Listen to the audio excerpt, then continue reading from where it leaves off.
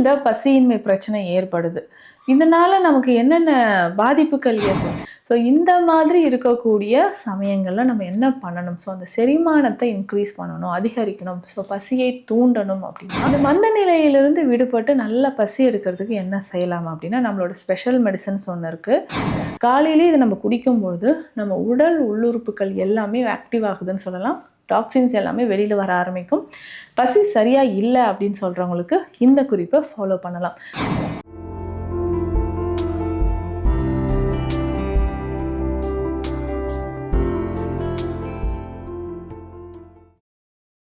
வரம் நேயர்களுக்கு வணக்கம். நான் doctor Nithya, Siddha physician. Digestion, அதாவது செரிமானம் தொடர்பான பிரச்சனைகள் இருக்குன்னா என்னவே நம்ம எந்த ஒர்க்குமே பண்ண முடியாத மாதிரி இருக்கும். சிலர் சாப்பிட்ட உடனே சொல்லுவாங்க, வயிறு ரொம்ப உபசமாக இருக்குது, பசியே எடுக்கல, எவ்வளோ நேரம் தான் நான் சாப்பிடாமலே இருக்கிறது, ஸோ பசி எடுக்க மாட்டேங்குது. அதே மாதிரி இந்த பிரச்சனை நிறைய குழந்தைகளுக்கும் இருக்கும். ஸோ குழந்தைகளுக்கு பார்த்தோம்னா பசியின்மை இருந்துக்கிட்டே இருக்கும். என்ன காலையில் சாப்பிட்டாங்க அப்படின்னா பசிக்குதுன்னு என் குழந்தை சொல்லி நான் கேட்கவே இல்லை அப்படின்லாம் நிறைய பேரண்ட்ஸ் சொல்வீங்க. ஏன் இந்த பசியின்மை பிரச்சனை ஏற்படுது?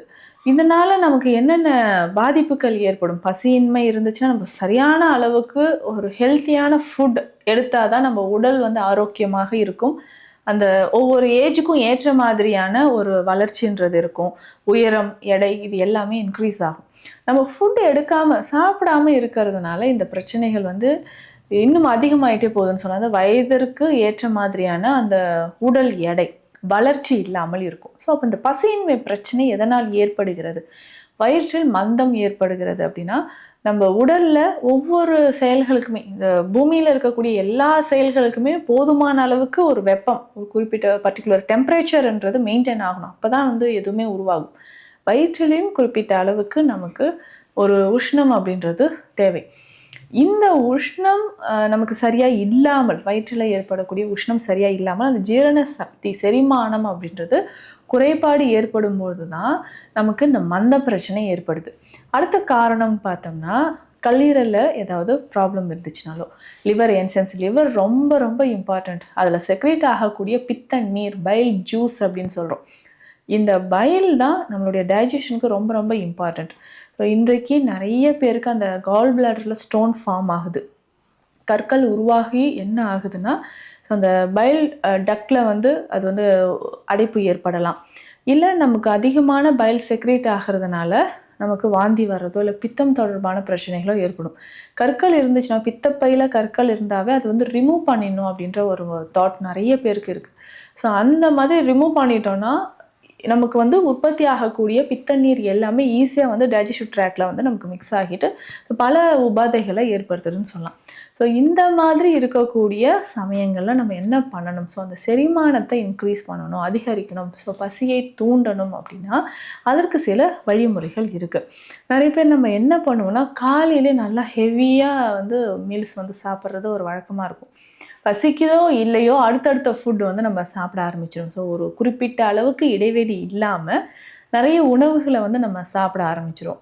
ஸோ அந்த மாதிரி நிறைய உணவுகள், அதாவது பசிக்காமலே நம்ம உணவு திரும்ப திரும்ப எடுக்கிறதுனாலையும், நமக்கு அடுத்தடுத்த உணவுகள் நம்ம போட்டுகிட்டே இருக்கிறதுனாலையும் சரியாக டைஜஷன் ஆகாத ஒரு நிலை ஏற்படுது. ஸோ டைஜஷன் ஆகாததுனால நமக்கு செரிமான பிரச்சனைகள் ஏற்படலாம், இந்த மந்த நிலையும் ஏற்படலாம். இந்த மந்த நிலையிலிருந்து விடுபட்டு நல்ல பசி எடுக்கிறதுக்கு என்ன செய்யலாம் அப்படின்னா, நம்மளோட ஸ்பெஷல் மெடிசன்ஸ் ஒன்று இருக்குது. இந்த மெடிசன் வெளியில் கடைகள்லையும் இருக்கும், நீங்கள் வாங்கி இதை பயன்படுத்தலாம். பஞ்ச தீபாக்கினி சூரணம். குழந்தைகளுக்கு இதை நம்ம கொடுக்கணுன்னா பஞ்ச தீபாக்கினி லேகியம் கொடுக்கலாம். இந்த பஞ்ச தீபாக்கினி சூரணம் நம்ம பல வருஷங்களாக அது பசி இல்லை அப்படின்னு சொல்லக்கூடிய குழந்தைகளுக்கும் கொடுக்குறோம், பெரியவர்களுக்கு கொடுக்குறோம். நெஞ்சில் ஏதோ அடைச்ச மாதிரி இருக்குது அப்படின்னு சொல்கிற பசியின்மை அப்படின்ற பிரச்சனை இருக்கிறவங்களுக்கும் இந்த பஞ்ச தீபாக்கினி சூரணம் கொடுக்குறோம். பஞ்சம் அப்படின்னா 5 வகையான மூலிகைகள் சேர்ந்தது. தீபாக்கினி அப்படின்னா நம்மளுடைய, நான் சொன்ன மாதிரி இந்த டைஜஷனுக்கு குறிப்பிட்ட அளவு வெப்பம் தேவை. அந்த அக்னியை, அந்த உஷ்ணத்தை நம்ம உடலில் ஏற்படுத்தக்கூடிய ஒரு மெடிசன் அப்படின்னு சொல்லலாம். இதில் பேசிக்காக நம்ம வீட்டில் இருக்கக்கூடிய மூலிகைகள் தான் இதில் நமக்கு சேருது.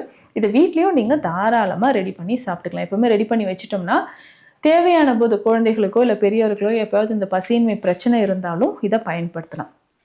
இதில் என்னென்ன மூலிகைகள் இருக்குன்னா, சுக்கு. சுக்கு நம்ம எல்லார் வீடுகள்லையுமே இருக்கும். நம்ம உடலில் ஏற்படக்கூடிய பல பிரச்சனைகளுக்கு, அதாவது வலி சம்மந்தப்பட்ட பிரச்சனைகள் இருந்தாலும், இந்த இன்டைஜஷன் அப்படின்னு சொல்கிறோம் இல்லைங்களா, இந்த பிரச்சனைக்கும் சுக்கு ஒரு சிறந்த மருந்துன்னு சொல்லலாம். மிளகு, அடுத்ததாக மிளகு. மிளகு நம்ம எல்லார் வீடுகள்லையும் இருக்கும். மிளகு செரிமானத்தன்மையை அதிகரிக்கும். அதுக்கப்புறம் நம்ம உடலில் இருக்கக்கூடிய டாக்ஸின்ஸும் வெளியேறுது. திப்பிலி, திப்பிலி தெரியும். திப்பிலியில் வந்து நம்ம ரசம் வைத்து சாப்பிட்லாம். சளி சம்மந்தப்பட்ட பிரச்சனைகள் இருந்துச்சுனாலும் திப்பிலியில் செய்த மருந்து நமக்கு பயன்படுது. இது ரொம்ப காரமான ஒரு மூலிகையும் கூட. அடுத்ததாக சீரகம். சீரகம் அப்படின்னு சொல்லும்போது பேர்லேயே இருக்குது பாருங்கள், சீரகம் நம்மளுடைய அகத்தை சீராக்கக்கூடிய ஒரு மூலிகை. ஸோ இன்றைக்கு அஜீரணம் தொடர்பான பிரச்சனைகள், பிளட் ப்ரெஷர் சரி செய்வதற்கு, மலச்சிக்கல் பிரச்சனைகளுக்கு, எல்லாத்துக்குமே பல நோய்களுக்கு, ஒற்றை தலைவலி வரைக்கும் நம்ம சீரகத்தை ஒரு பெஸ்ட்டு மெடிசனாக நம்ம வந்து பயன்படுத்துகிறோம். சீரகமும் இதில் சேருது. அடுத்து முக்கியமான இன்னொரு மூலிகை ஏலக்காய். ஏலக்காய் எதற்குன்னா, நம்ம இதுக்கு முன்னாடி சுக்கு, மிளகு, திப்பிலி இது எல்லாமே ஒரு காரத்தன்மை இருக்கக்கூடிய மூலிகைகள். இந்த காரத்தன்மையை நம்ம வந்து பேலன்ஸ் பண்ணணும், சமனம் செய்யணும் அப்படின்னா ஏலக்காயை நம்ம இதுக்கு பயன்படுத்துகிறோம். ஸோ எந்த ஒரு மருந்துமே நம்ம சித்தர்கள் எப்படி சித்த மருத்துவத்தில் சொல்லியிருப்பாங்கன்னா, அதனோட வீரியத்தை பொறுத்தும் அடுத்து சேரக்கூடிய இன்னொரு மூலிகை அதுக்கு ஆப்போசிட்டாக இருக்கக்கூடிய வீரியம். ஏன்னா அதிகமான உஷ்ணத்தையோ இல்லை குளிர்ந்த தன்மையோ நம்ம உடலில் ஏற்படுத்தக்கூடாது. அந்த மெடிசன்ஸ் நம்ம உடலில் போயிட்டு ஒரு நல்ல ஒரு முன்னேற்றத்தையும் அந்த நோயிலிருந்து நமக்கு நிவர்த்தி தரக்கூடியதாக இருக்கணும் இல்லையா. அதற்கு நம்ம வந்து ஏலக்காயும் இதில் சேர்க்குறோம். ஸோ இந்த 5 வகையான மூலிகைகளும் சேர்த்து தான் நம்ம பஞ்சதீபாக்கினி சூரணம். ஸோ இதை எல்லாமே பொடி செய்து ஒரு அரை ஸ்பூன் அளவுக்கு எடுத்து இதை தேனில் கலந்தோ வெந்நீரில் கலந்தோ நம்ம சாப்பிட்றதுக்கு ஒரு 20 மினிட்ஸ்க்கு முன்னாடி இதை குடிக்கணும்.